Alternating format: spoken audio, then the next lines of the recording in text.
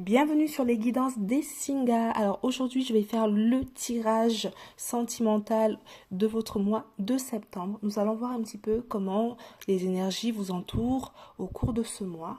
On va voir sur cette première ligne qu'est-ce qui vous lie, qu'est-ce qui fait que votre couple est solide. Au milieu, on va voir un petit peu quels sont les blocages. Et ensuite, la dernière ligne, on va parler d'évolution par rapport à ce couple. C'est parti avec la première carte. Et bien, ça commence très bien.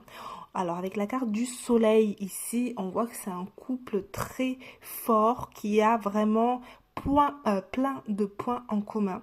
Le soleil représente vraiment la vie, la vitalité, les améliorations, les ambitions, le bonheur, la joie. Et au travers de cette carte, on voit que c'est un couple qui s'est renforcé au travers d'activités et de centres d'intérêt en commun. Donc c'est peut-être quelqu'un que vous avez rencontré pendant que vous faisiez du sport ou peut-être quand vous faisiez, je sais pas moi, vos courses, quelqu'un qui a les mêmes centres d'intérêt que vous. Le soleil met aussi en lumière que c'est quelqu'un qui a la joie de vivre, quelqu'un qui est très enthousiaste dans tout ce qu'il entreprend. Et c'est plutôt assez intéressant. On est vraiment dans cette dynamique avec cette carte-là des amoureux qui met en lumière justement de la passion, de la fougue. La carte des amoureux peut aussi mettre en lumière que peut-être que c'était quelqu'un qui sortait d'une relation. Donc il y a encore quelque part une empreinte énergétique de quelqu'un du passé. Alors c'est pas forcément que c'est cette personne qui était en couple, mais peut-être que c'est vous qui étiez en couple et qui était en séparation et que vous avez peut-être rencontré cette nouvelle personne peut-être 2 semaines après la séparation. Et ici on voit quand même que voilà cette empreinte là du passé, elle est quand même là.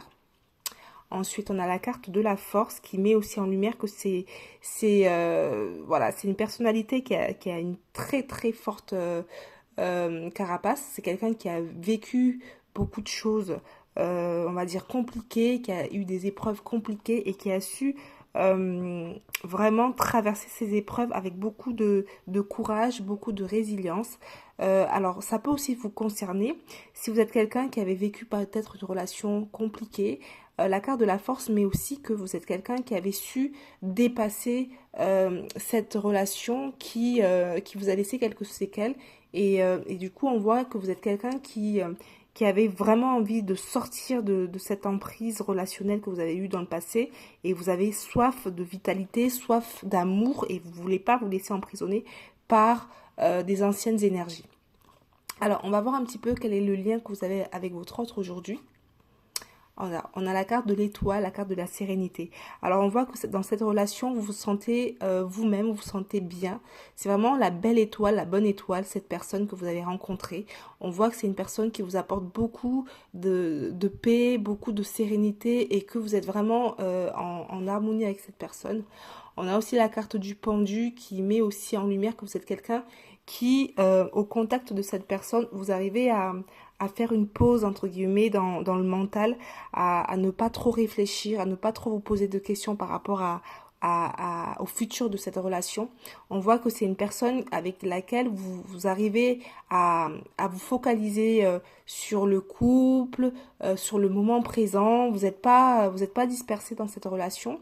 Et parfois aussi, on voit que vous pouvez avoir un sentiment peut-être aussi de retrait parce que vous dites voilà que peut-être que c'est trop beau pour être vrai, peut-être que cette personne elle n'est pas telle qu'elle est. Et en fait, je crois que c'est lié à ce que je vous disais tout à l'heure, c'est lié à votre passé, hein, parce que vous avez vécu quelque chose d'assez fort, d'assez peut-être traumatisant et ça impacte aussi votre présent.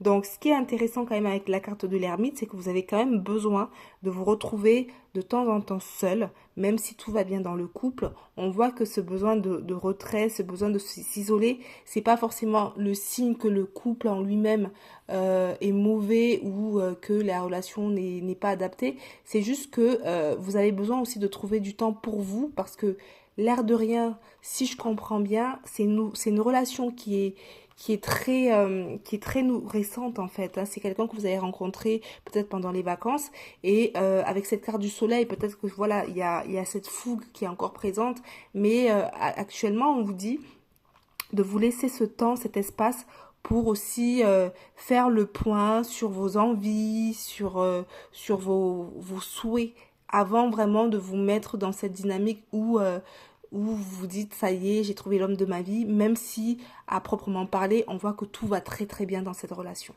Alors, on voit un petit peu les énergies du futur quand même, on va voir un peu ce qui va ressortir. Donc, on a la carte des secrets, on a la sens du silence. Alors, moi, ce que je comprends avec cette carte-ci, c'est que vous n'avez pas forcément de facilité à vous confier à cette personne par rapport à vos traumatismes, ce qui est totalement normal. Moi, je pense que justement, quand on a eu une relation compliquée, quand ça a été un petit peu difficile avec un ancien partenaire, ben, parfois aussi, il faut avoir de la réserve, il faut garder un petit peu d'intimité, il ne faut pas tout dévoiler. Et avec cette carte-là, on vous dit dans le futur, ne soyez pas forcément dans cette dynamique de tout dire. Vous avez aussi votre jardin secret et c'est pas forcément ici dans ce contexte quelque chose de négatif. Et parce que ça fait aussi partie de vos peurs et les peurs que vous avez sont réelles. Elles sont liées à un passif, d'accord? Il faut faire la part des choses entre ce que vous avez vécu dans le passé et ce qui se passe actuellement, d'accord? Parce qu'avec la carte de l'étoile, on vous dit que vous êtes dans une relation très, très positive, très favorable, même si on voit que vous avez quand même ce besoin de vous isoler de temps en temps, de vous mettre un peu en retrait. On vous dit que cette peur-là, elle peut encore être présente dans le futur et c'est ok. Ah, et c'est ok, comme je vous disais. Alors, la finalité de l'évolution de votre couple avec cette personne, c'est que c'est quelqu'un avec qui on vous invite à partager du temps de qualité, à ne pas peur de nouer cette relation comme un ami, de pas créer du lien. Ne soyez pas dans la dynamique, oui, on est un couple. Non, vous pouvez être aussi des amis.